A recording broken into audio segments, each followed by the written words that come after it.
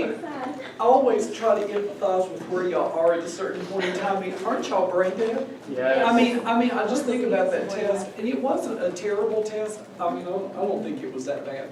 But it's easy to say sitting on the outside looking in. But don't you just get worn out? I mean, you have a big old test and you come back down here. How do you get into the next thing? Don't. If you don't, okay, well, now that we got the ground rules out there, you don't get back into things too easily. Oh man, it's hard, because I bet y'all studied all weekend, and it's just kind of like anxiety time all leading up to a point you do it, and it's kind of like about to have a party, right? So whoever, this notion Monday test, start a new class at 1, like, that's a joke. You know, what would be worse though is to have your last neurology lecture, then take your final exam, like just to come one day, like Thursday at 5, last topic, and then Monday the test. That would be terrible. I think it would be awful. Okay, I'm empathizing a little bit. I don't know how you deal with it. And then my day has been awful. I mean, I've just had a terrible day. And I thought it was Friday the 13th of all things. My car broke, so I mean, I don't even have a vehicle. I've got to trust on the good graces of Dr. Latessi. And she had not even planned to come down here.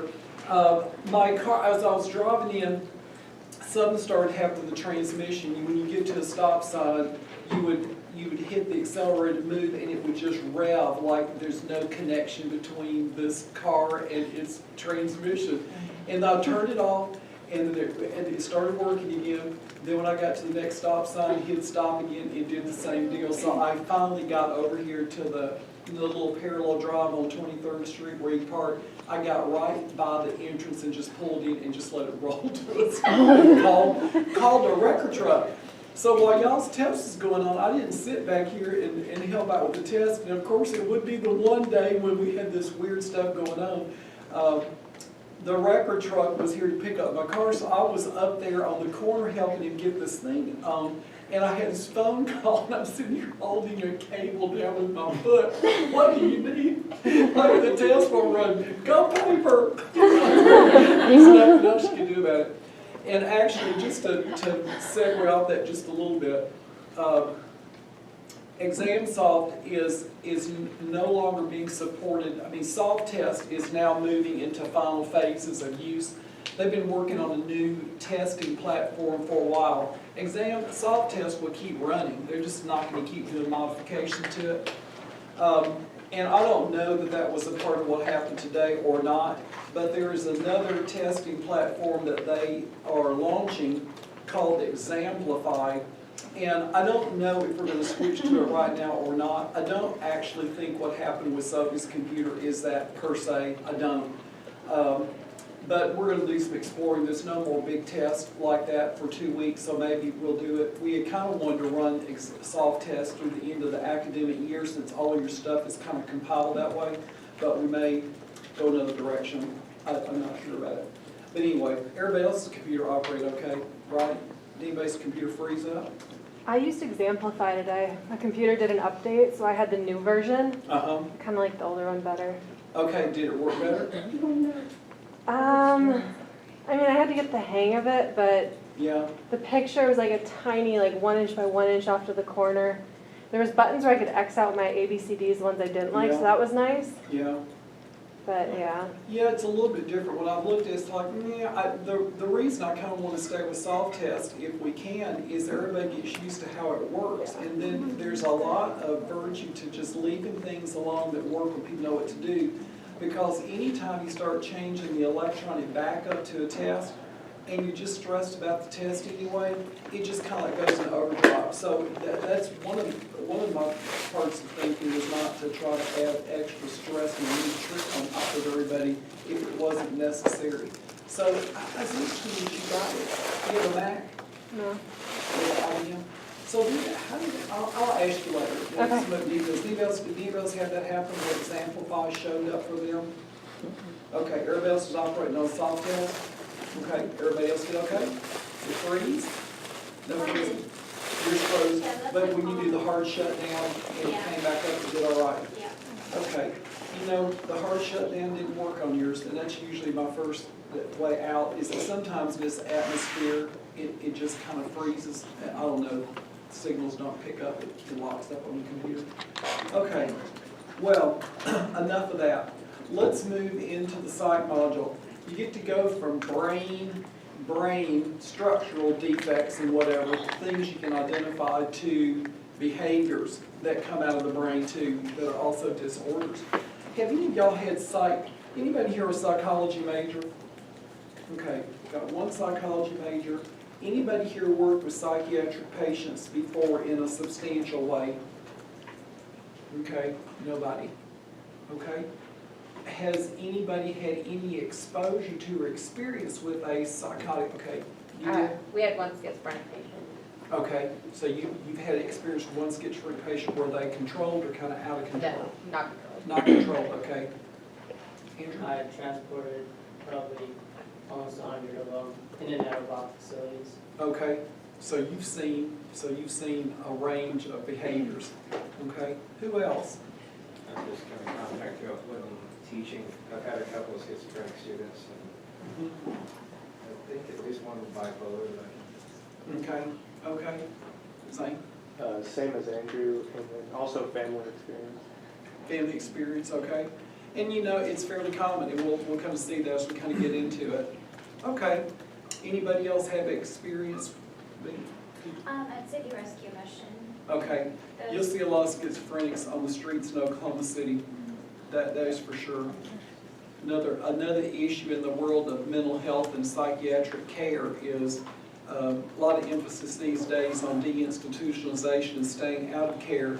But on the other hand, if you don't really have any place to go and you don't have many prospects, then you end up maybe even in a more dangerous place, not safe for the person. It's a big problem, a big issue that you're going to come across. And if you're a healthcare provider, if you go around long enough, you're going to have quite a bit of experience with psychiatric illness of one sort or another. Okay, so you've got let's just look at the syllabus real fast. This is not a complex class in the sense of all kinds of things, running at the same time. But let's just run through here real fast. I'm coordinating it. We've got two of our faculty members here that will be teaching a couple of topics. Dr. Latassi and then Professor LaVictoire is going to do child abuse because she got a lot of experience with that from her pediatric practice days. And then we have a lot of outside people coming in. But I think they're going to be pretty good just in all my interactions with them. Kelly Curran comes tomorrow. She's doing eating disorders. Terry Fritz, and I'll wait to give you a little bit more out of the background when I go through the schedule. But Amy Huffer, Jamie Massengill, Timmer Matthews, Karen Orsi, and Roger Tim are going to be in here. This module is interesting is that when you start looking at what it's doing, it's really an introduction to. There will be no way to be an expert in psychiatric disorders in a 2-week class, but I am going to give you good exposure to the basic things that happen a lot, and you'll be able to move into it, I think, very well. There are not a ton of concentrations in this class when you start looking at it. It is by and large clinical medicine, which is a huge part of it. There is physical diagnosis that we are using to house the mental status exam and the evaluation aspects. It's not really physical so much as it's narrative, but it fits logically in that box. Then a lot of clinical medicine and a reasonable amount of pharma, because when you get into psychiatric disorders, it's all about the drugs in the end, because there's very little else you can do other than, there's psychotherapy, but then there's also the medication management that goes with it. So we'll do that. There's no SPBL in this class. You don't have to clap. We don't have an SPBL, but we do have a couple of SP things. So the concentration, clinical medicine, medical humanities, and professionalism, you know that piece. Pathophys, a little bit will come up only in the context of describing the disorders and what we do know about them. I may label some of those questions as pathophys on exams, and it'll be obvious what they are, and even when I write the objectives out, it'll say the pathophys of so-and-so, so if the question comes off of that one, that's how it's going to be tagged. Physical diagnosis will really be mental status examination and identifying all of the thousands of words used to describe mental disorders, and there's quite a bit. Your vocabulary is going to go out like this. It's just a big piece. And then pharmacotherapeutics. Other stuff, there will be mid-terminology, there will be prescription writing, but the mid-terminology and what we do here is really gonna go hand in hand because they really have to. Psychiatric medicine and practice is a vocabulary, there's a lingo that you need to be familiar with. And a lot of the words you probably have heard, some you may not have heard, but we'll get familiar with what they are as we kind of creep through. We just move on down through all of this stuff and get down to how we're going to do the class. Mostly a lecture format. Exam, there is only one exam, a big multiple choice hullabaloo 2 weeks from today. And y'all will do fine with that. There will be some in-class learning activities. There will be some SP experiences that we'll do, and some case discussions in class, but that's going to be next week primarily. Your evaluation is really a couple of things here. Your multiple choice exam is 75%, so it comes down to the test in so many words. The medical humanities, the paper, the participation piece end up being 15% of your grade, and then the SBIRT participation is 10%. And I'm gonna go over your schedule, we'll talk about that just a little bit more. You can look at your SBIRT participation, if you do what you're asked to do, you're gonna get the 10% because it's not so much of skill development here. It's very difficult to grade people A, B, C, D, and F because it's your first time in. I know it happens in some stuff, and it's not really a problem for me per se.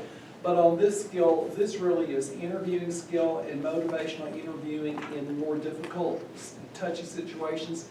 You can read yourself crazy, and you can study yourself crazy, and you can practice with people, and I guarantee you at the end of the day, you'll go in there, you're not an A student on that. It's not an A performance.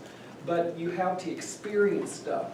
And so what has been set up is experiential learning that doesn't really have a huge consequence on your grade, but you need to do it. You have to get in there and see what it feels like and bump around a little bit and go, ooh, that was kind of hard, as a first step in. So I want you to do well and have some good experiences, but I don't want you to have to get sacrificed on the grade altar because it's really hard to do it. Some of these things are harder to do. So we've got that. Everything else pretty much remains the same. So I'm going to go ahead and close that unless you have a question on it. There's lots of verbiage that goes behind those things, but in the end it comes down to what we're going to do, how we're going to be assessed, and when is it going to happen. Okay? That's kind of a lot. Okay? And I get that. No problem. Okay. Let's pull the schedule up. That'll be more helpful. Okay, so here's what we're going to be doing over the next 2 weeks. We're in the middle of orientation, duh.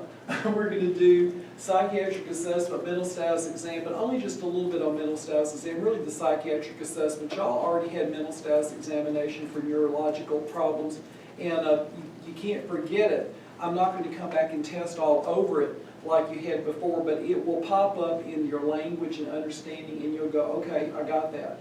So this is a very logical stacking of topics, neurology and then psychiatry. You would not want to do psychiatry and then go back to neurology. You really need those put together like this. So y'all kind of close out your summer with the brain one way or another. And then we're going to start out with depressive disorders, and then tomorrow morning between 8 and 9 we'll finish up with depression, and we'll look at bipolar and related disorders. And then we'll have the pharmacotherapy of depression and bipolar disorders, which gets a lot of drugs on the table that I need you to know because the same drugs get used for lots of different disorders, but just in a little bit different ways. Then tomorrow afternoon, we'll have feeding and eating disorders. Kelly Curran comes over from OUHSC. She works in adolescent medicine. She sees lots of bulimics, anorexics, and patients like that. And then after that, you have Karen Orsi. She is coming over to talk about suicide and QPR training, which is a technique for intervening in people who are suicidal. It'll be really good.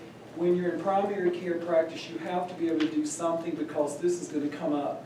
And without any preparation or thinking about how to do it, it's just awkward. You don't know what to do. What's the law say I've got to do? Where do I call? How do I act with this person? So this begins to give you some insight into it. So you'll have QPR training, which is question something and then refer. I can't remember the P right now, sorry. I'm thinking about my car. If I can't remember, I'm thinking about my car and Dad. Dr. Latas and I were having a race to the junkyard. I've got my car has 202,000 miles on it. I think hers is maybe right around is the same. And we both decided we're going to drive them until they blow up. I mean, whenever they fall apart, if the expense to repair is just ridiculous, then that'll be the end of the cars. And I always felt like I was going to beat her that she was going to beat me to the junkyard. I'd be the last one standing. So I don't know if my car's gone for good or not. Anyway, if I come in with a nice new wheel, she'll know. You'll know that I lost because we were trying to drive them until they just fell apart. Okay. So we'll have that, and then I think I inadvertently rolled ahead here. So then Wednesday, Good Shepherd in the morning for the morning folks, and then in the afternoon we're going to do a thing called SBIRT training. Terry Fritz was here in the geriatric module. She's a licensed clinical social worker. She is going to teach us the SBIRT technique, which is screening, brief intervention, referral to treatment. So that's the SBIRT. It's used for a lot of different conditions. It's used for addictive disorders. We're going to do it with an alcoholic person who probably drinks to excess and isn't that aware, and you try to leverage them into taking some positive action. And then we're also going to do it in our second week with a person with depression that doesn't believe that they really need to do anything about it. So it's the first time that one's been done. You think about it with smoking addiction, alcohol addiction, other kinds of addictions, but it's being used in depression also. How do you intervene? How do you open the dialogue with somebody and get them to have a certain insight into care? Because a lot of people with mental disorders don't think they need to be taken care of, that there's anything wrong even, and you'll just know it and not be able to get them to move in another direction. So we'll do the SBIRT training, 4 to 5, it won't be 4 to 5. It's just to go over the neurology, EBM, really the migraine thing, because y'all didn't get that article until Thursday afternoon last week. It's another review article. Do not, please, do not overtax your brains with this. But we'll talk about it briefly just to complete that loop. Then Thursday, Roger Tim is coming over from Oklahoma City VA, and he's going to talk about schizophrenia spectrum and other psychotic disorders. It's fascinating. I love schizophrenia. And then 10:30 to 12:30, Dr. Latas is going to talk about schizophrenia, psychotic disorders, drug therapy. So really by Thursday at noon of this week, you're going to have covered most of the major classes of drugs, antidepressants, lithium and mood stabilizers, and antipsychotics, which will be good. Then in the afternoon on that day, you got a little break here, then you have humanities discussion of a woman who walked into the doors, or the shorter 20-page thing that would have been nice to know about a lot sooner. Okay. Did y'all think about it? Okay, I did too. So that one is going to take place Thursday afternoon. And then Friday, 8 to 12, we have SBIRT simulations, and this is the alcoholism case. 20 minutes for each student. What will happen is from 9 to 12 noon on this Friday, you will have a 20-minute session assigned where you will have certain information given to you about the patient background, and then you will interact with that patient for 12 minutes using motivational interviewing techniques that we will have learned in class on Wednesday afternoon. So you have Wednesday afternoon to look at it, all day Thursday to think about it if you want to. And then Friday will be a practice run. The schedule for when you go down there, there's 4 rooms running, 20 minutes per person, so for 3 hours, so that's 9 per room times 4, 36. Monica will be putting out our schedule for your doing the SBIRT with that alcoholism patient tomorrow morning. And then if I get a break, I may have her do it before the end of the day. But we'll have that done. And then I'll also have her put out the same schedule for a week from Friday. We're going to do SBIRT with a depressed patient. So Friday mornings at the end of each week is just kind of a practice run, which means you actually have most of the morning to yourself, because you can do other things or study or what you want to do to get things underway. And then Friday afternoon, 1 to 3, we have Jamie Massengill. Y'all had him in neurology module. He talked about pain management. Well, now we're going to go to the other end of pain, and we're going to go to addiction. And in Oklahoma, if you've been reading the newspaper, they've been running a series on opioid addiction and the problem in this state in particular. And if you watch the news, if you have any time to see anything, opioid addiction crisis and death is just big news these days. It's getting bigger all the time. So he's going to talk about substance-related and addictive disorders, and then from 3 to 5, talk about sleep-wake disorders. So that's everywhere from sleep apnea to restless leg syndrome to insomnia to narcolepsy, falling asleep, not going to sleep, all of those things that are disturbances of the sleep-wake cycle. Okay, so that's the end of the first week. It's a big first week. I did it on purpose, like I did in the geriatrics class. I front-loaded. And then the second week, we're going to kind of taper down, so we're going to look at different topics, but you don't really have too many more drugs coming at you. It's just how the disorder presents and what you're supposed to do with it. So if you can make it to Friday of this week, you can make it throughout the rest of the class. Monday of next week, 9 to 12, we have 2 things, anxiety disorders and then trauma and stressor-related disorders. So those are all kind of thematically the same types of things. So it's like PTSD, a wide variety of anxiety attacks, phobias, and those issues. Tuesday, from 8 to 10, we'll talk about personality disorders. That'll be pretty fun. And then from 10 to 12, we'll look at pharmacotherapy for anxiety, insomnia, and personality disorders.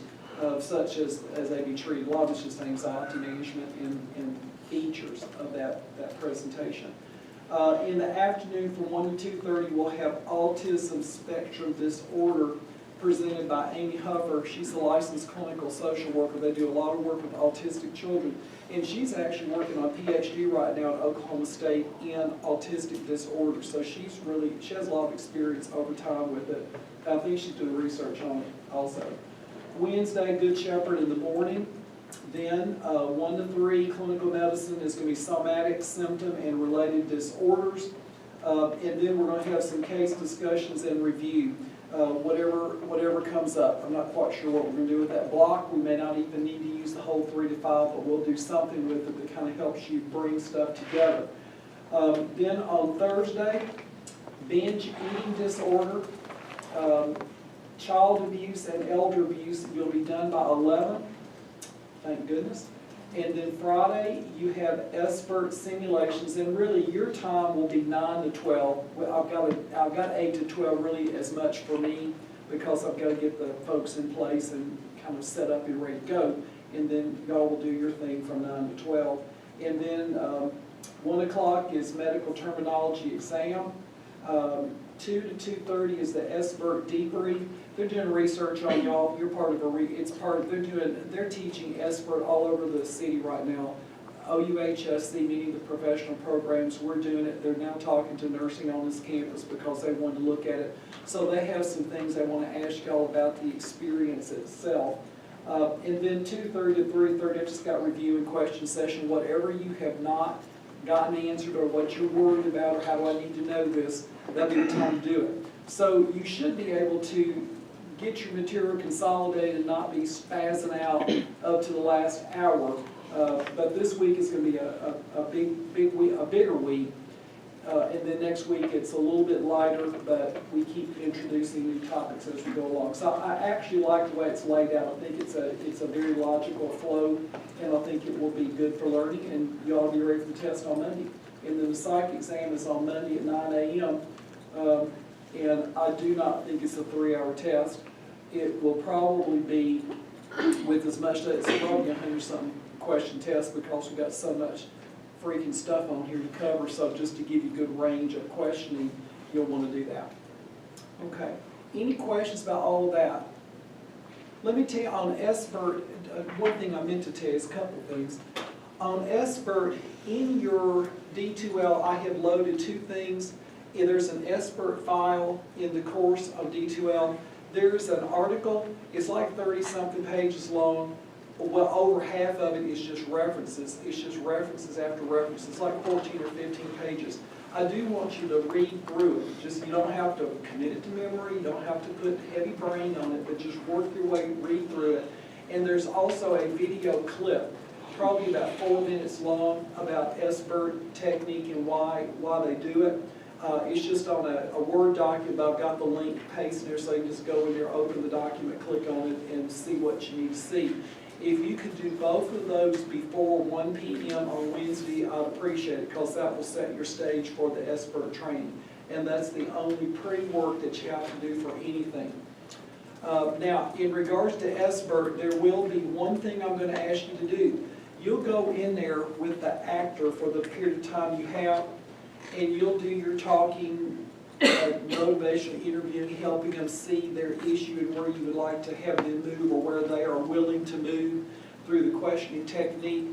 The SP will grade you, and they will talk to you in that moment about how it came across for them. You know, things you could do better, things that did not work as well, just general critique.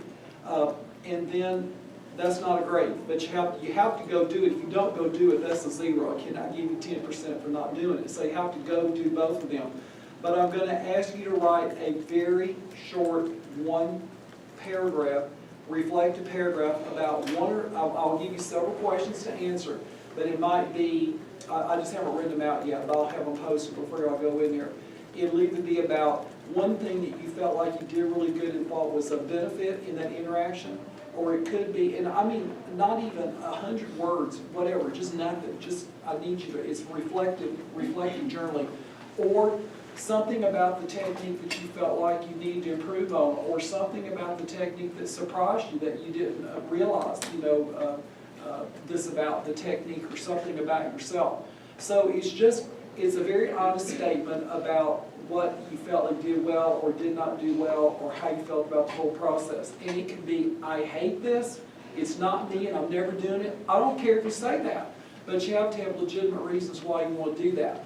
That you will turn into me, just a one paragraph reflective of what happened in that session.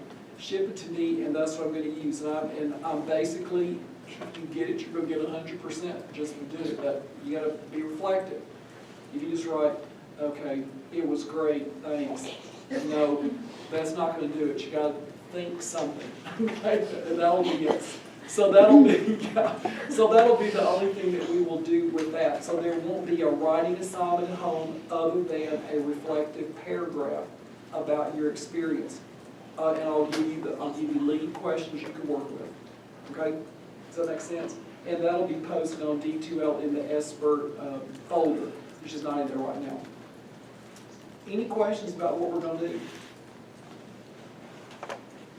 Okay, y'all are very quiet. Somebody say something funny. I don't know, y'all can get some live going here. How late did y'all stay up last night? Let's just do that one. No? Huh? Taylor, did you go to bed before midnight? Yeah. Yeah? Woke up early. Got up at Yeah. 3 a.m.? What about you, Andrew? 9? You went to bed at 9 p.m.? And when did you get up? 8. Midnight. Well, that's pretty good. That's pretty good. What about you, Allison? You were midnight, about midnight? See, I'm a midnight person for the most part. You could probably call me at 11:30 p.m. and I'd still be up. I don't think they're going to be until about midnight. Sophie, how late did you stay up last night? About midnight. Midnight? That's not bad. Are you do you get up early too? I mean, I wake up early, but I don't leave my bed. There's the difference. Do you awake? Ani, did you hit 3 a.m.? 4. Did you really? Really? So are you a night owl? No. No. It was just neurology. It's just neurology. Oh my gosh. Well, what about you? 10? Okay, that's pretty good. Okay, man. All right.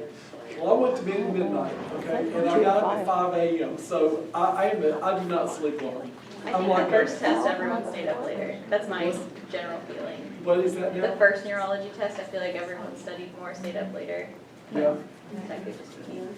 you know, once you know, kind of like, once you have some of the course up underneath, you begin to feel a little bit better about what you need that second go around. So when it's high stakes, hard stuff, then it's hard to go to sleep, because if you go to sleep early, you misspent time, and you don't do well, it's your fault. Okay? All right. Okay, let's go to the slideshow. Okay. Okay.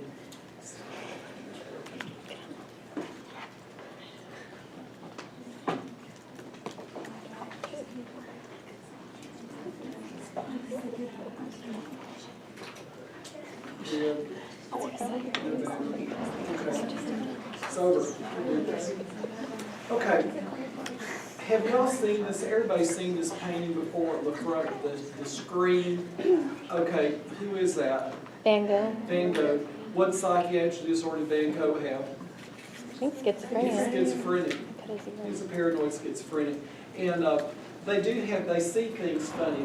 They see very bright colors. So a lot of people feel like his painting style actually was influenced by his psychiatric disorder. That all those halos you see, like the swirling, the starry night, you know, really bright around all the stars, all the flowers are very, his paintings are always very bright colors for the most part, and heavy textures. Okay. Now, this is a lie.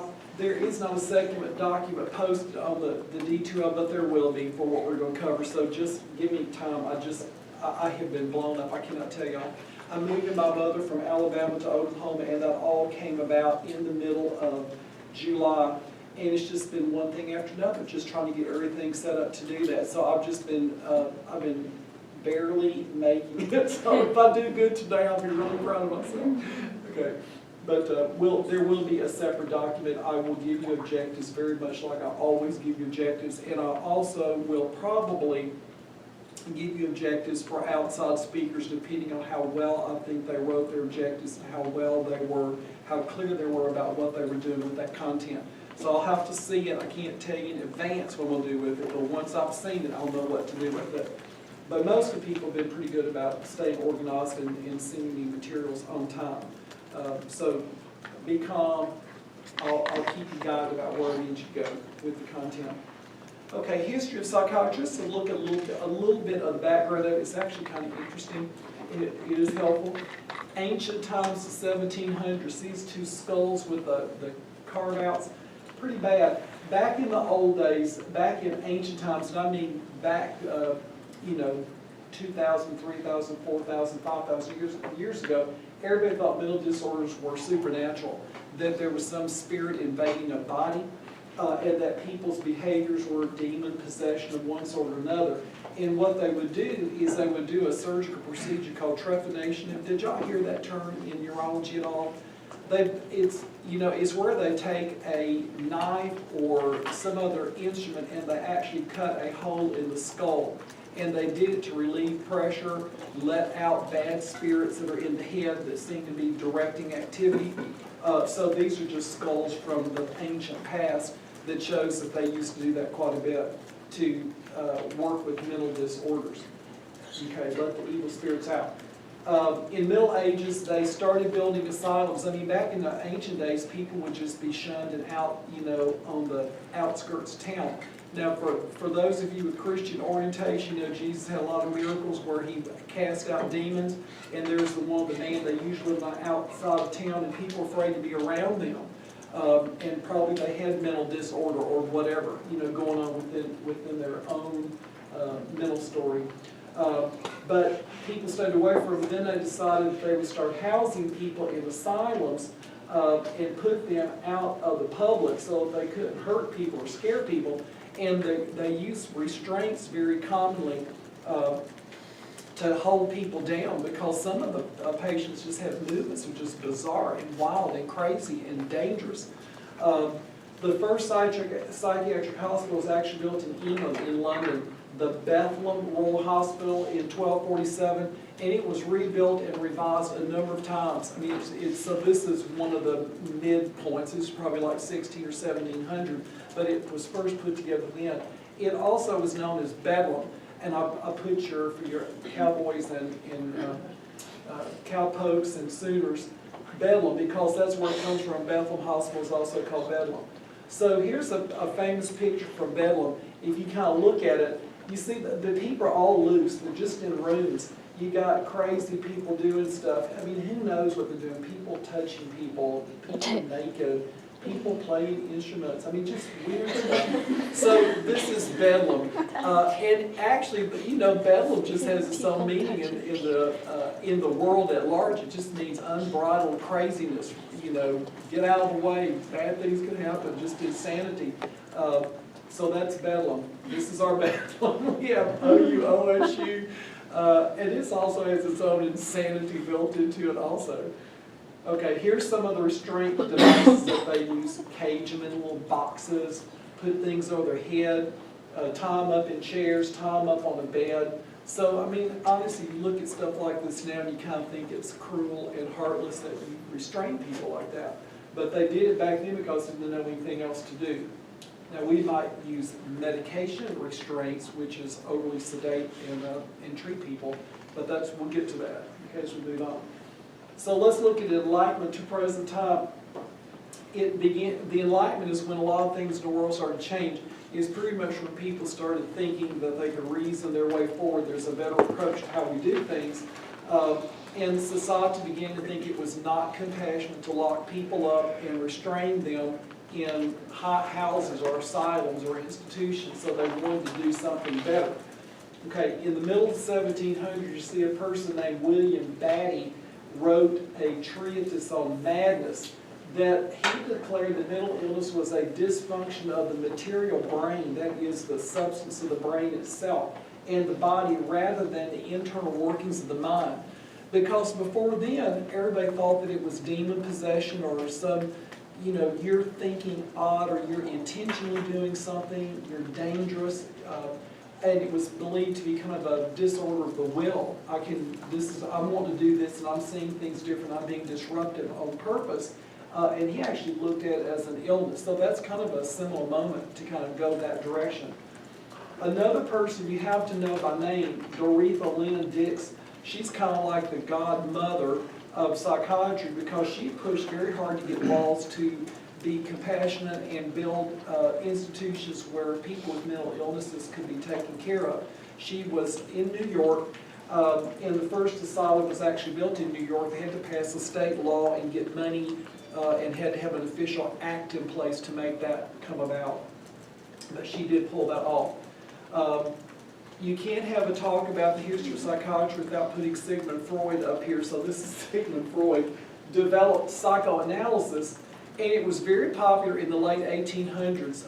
Everybody's talking about, you know, his methods. And it was very common in practice all the way up until like the 50s, 60s, and 70s, but then it started to kind of become not the most important way to take care of psychiatric illness. But before then, it was kind of revolutionary in its approach. He did dream interpretation. We still do dream interpretation. He talked about free association, where you say a word, what's the first that comes to mind, then they kind of figure out what does that mean, where is that coming from in your subconscious. And transference, like treating somebody badly because you were treated badly by somebody who looked like that. So like if Julie Mathis looked like my sister and she was a psychopathic murderer and I hated her, and then if I saw her and had a mental disorder, I would start treating her like that person. And I think we do a lot of transference in what we consider civilized society, but or mentally stable society anyway. But this is an inappropriate issue. So he identified that. Still used in psychology, still used in psychiatry, still used in psychotherapy today. You know how he died? I found this. I was thinking about it when I did this. Does anybody know how Sigmund Freud died? He actually had cancer of the jawbone. He had a head and neck tumor, and it grew and grew and grew. It became very painful, and there was nothing you could do back then. I mean, he was like 1930 something. He lived up further than you think. You always think Sigmund Freud was way back in the 1800s, but he lived up until like 1930 or something. Had the tumor, and he told his best friend, when we get to the end and there's nothing that can be done, I want you to do what we've agreed to do. He actually agreed for them to kill him. And so what they did is they overdosed him on morphine. And he took several doses in succession, and then somebody came up, and it's kind of controversial who it was, his best friend, one of his friends was for him night shift, whatever, but they gave him a final dose, and he ended up, central nervous system depression, and he died. Actually, a very peaceful way to euthanize yourself if you have a tumor on your jawbone. I mean, just think how painful that was. It was very painful for him. It's like mid-70s when he died. Okay, moving further up, 1920s and 40s, you see the terms biological psychiatry, which acknowledges that psychiatry is a disorder of the mind that has an organic basis. In psychopharmacology, they finally began to figure out that drugs might work. And how do they know that? Okay. Otto Lowy, did y'all hear about Otto Lowy? Did they ever come up? You ever heard that name?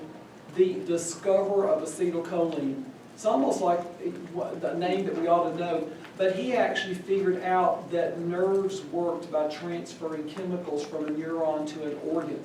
We all just take it for granted that you've got nerves and neurotransmitters come out, or transmitters of some sort, and they go across the synapse and they do something on an organ. That was not known at all until this past century, and he was the one who proved definitively that chemicals were working to do that, and that there were chemicals in the brain that were actually transmitting the signals across. So he's the discoverer of acetylcholine. So once they figured out that chemicals were doing something in the brain, they started thinking about using drugs to modify chemical behavior in the brain. So that's where it started. In 1948, they figured out that lithium carbonate would stabilize mood in bipolar people. Almost coincidental or incidental. Okay? Then in 1952, they figured out that Thorazine, that's the first major antipsychotic that came out. Thorazine was useful in treating schizophrenia. One of the first drugs, it will knock you out. I mean, like, knock you out. Go to sleep for a long time. And they would do that to people. Beyond sedation, it actually has many other properties that help clarify thinking in a way that was not possible beforehand. So by the 70s, the psychiatric treatment community had moved to psychotherapy and pharmacologic treatments more and more, and also to deinstitutionalization. And so that has really been the wave in your lifetime. Most of you were born at the time when people were being released from mental hospitals. There was a time when you would not see homeless people who are schizophrenic, and I will bet you money that 1/3 to 1/2, if not more, are schizophrenic on the streets of Oklahoma City. Have any of y'all worked? I know Vivi's talking about working down there. I've worked down there in different missions with different programs where they take care of homeless, and when you interact with homeless, I think it's probably 50%. You can talk to and you know they're not right, and when you talk a little while, you go, okay, well you got this hallucination, you have a delusion.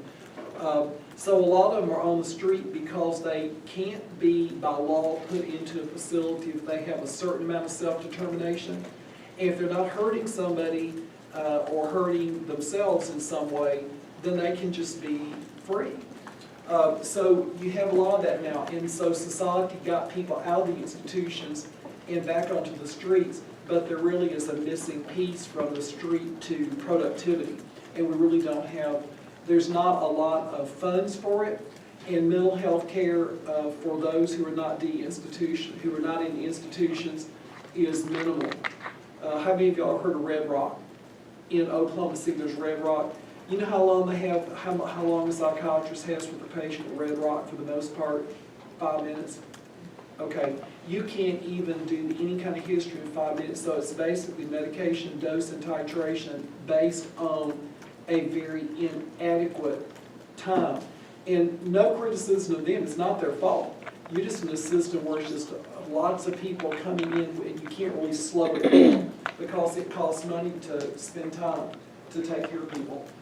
Okay.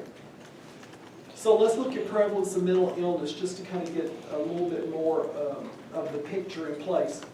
Now SAMHSA, Substance Abuse and Mental Health Services Administration, that's the group who's behind the expert training that we're going to do here, SAMHSA. They're the agency that's part of the Department of Health and Human Services. in the United States, and they conduct a survey annually called the National Survey of Drug Use and Health, the NSDUH. They randomly pick 70,000 people in America, and they ask them questions. They do a survey, and these are people who are 12 years of age or older. And then they also define then any mental illness and serious mental illness. And then they classify people. Okay, any mental illness is defined this way for survey purposes. A mental behavioral, y'all don't have to know this for tests, I just want you to understand where the numbers are coming from. But any mental illness, mental behavioral or emotional disorder, including developmental and substance use disorders, diagnosable currently or within the past year. So they have to have the diagnosis or have been picked up within the past year, and then of sufficient duration to meet diagnostic criteria. Okay, so here's what we have.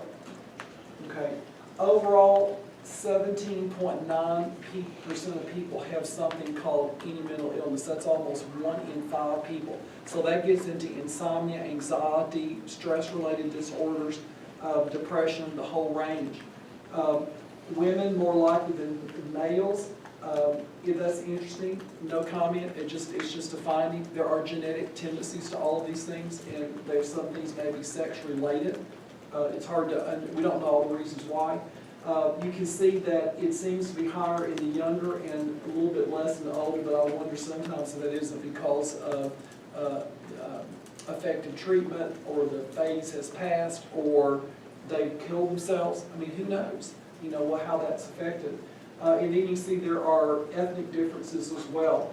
Caucasian people more likely, American Indian, Alaska Natives, 21.1%, 2.2%, and then 2 or more ethnicities, it's even higher. So it's hard to know what that is. It's fascinating to look at it. Now, serious mental illness that's we looked at any. Serious is a mental, behavioral, emotional disorder, exclude developmental and substance use disorders. Again, diagnosed within the past year just like before, but this time it has to be sufficient duration to meet diagnostic criteria of the DSM-5, which we'll talk about in detail. But this is the one that results in serious functional impairment, which interferes with 1 or more major life activities. Can't keep a job, end up in jail, can't keep a marriage together, can't get out of bed. I mean, there's just things where you're unemployable. Okay, so look at this. So it's a little bit different. Overall, it's 4%. So it went from 17.9 to 4%. But still, that's 4 people out of every 100. That's 1 out of every 25 has serious mental illness. That's a lot of people. Again, women still more than men. The age differentials are still there, and the ethnic differences are also still present too. Now look at service use or treatment for serious mental illnesses. This service use means that they go see a healthcare provider or they get medicines. So this is either being treated or seeing somebody for counseling. Overall, 58.7% with a serious mental illness get care. What happened to the other 42%? They're not getting treated. So a lot of people have mental illness, serious mental illness, that are not being treated. And there's a lot of reasons why. You know, no money, no insight to go get care, haven't really done anything really bad to somebody so they can be taken over, and managed. They just exist. You see it in the age groups. The service use goes up as you get older. That's usually more resources and money to do things. And then prescriptions, about half the people have medicine, so a lot of people are not being treated. The bottom line for this one is a lot of people are not receiving services or getting treated. For depression, 74% of women with depression get treated, 65% of men. That doesn't surprise me. Men don't usually acknowledge emotional disorder at the same rate that women do. And then the higher rates as you get older. Look at disabilities. There's a thing called disability adjusted life year that it's just kind of like all these, it's a calculated figure like how many disability adjusted life years. And what they have found is that neuropsychiatric disorders are the #1 category in the United States. It's like #2 in the world. Cardiovascular and cancer kind of beat it out in the world, but we have better treatment for cardiovascular and cancer therapies here. Psychiatry is way higher. So between mental health and neurologic disorders, they're on top, followed by cardiovascular, circulatory, and then neoplasms. I might not have necessarily guessed that, but when I look at it, I think it does make sense. Okay. So any questions about the prevalence of the disorders? They're pretty common, and you're going to see it, and it's going to be in practice regardless. Just it's there. Okay. Let's talk about the difference between neurologic and psychiatric illness. That's a big distinction. Neurologic disorders are noted, or you can identify because there's something wrong, you put your hands on. There's a brain tumor, there's a cerebral vascular accident, there's a bleed, there is an ischemic area, there is a seizure focus that we can identify and narrow down. There's a biochemical disorder, there's a genetic tendency to something. So usually the neurologic disorders, you can find a basis for it, and then there'll be a treatment for that. In some cases not. Psychiatric disorders are most noted for being absent those things. You don't necessarily know the structural, genetic, physiological, or biochemical disorder. They're still working on it. Probably some of the most ill-defined diseases that you'll come across. Now, some psychiatric disorders we know are genetically linked, we just don't know how. Some respond to medications that alter brain function, we know that. Look at these imaging studies. They did functional imaging studies are being used to localize abnormalities in the brain. They use a thing called brain SPECT, single photon emission captured tomography. They got different scans. So these are all normal brain and then depressed brain. Normal brain, obsessive compulsive disorder. Normal brain, bipolar. Normal brain, anxiety.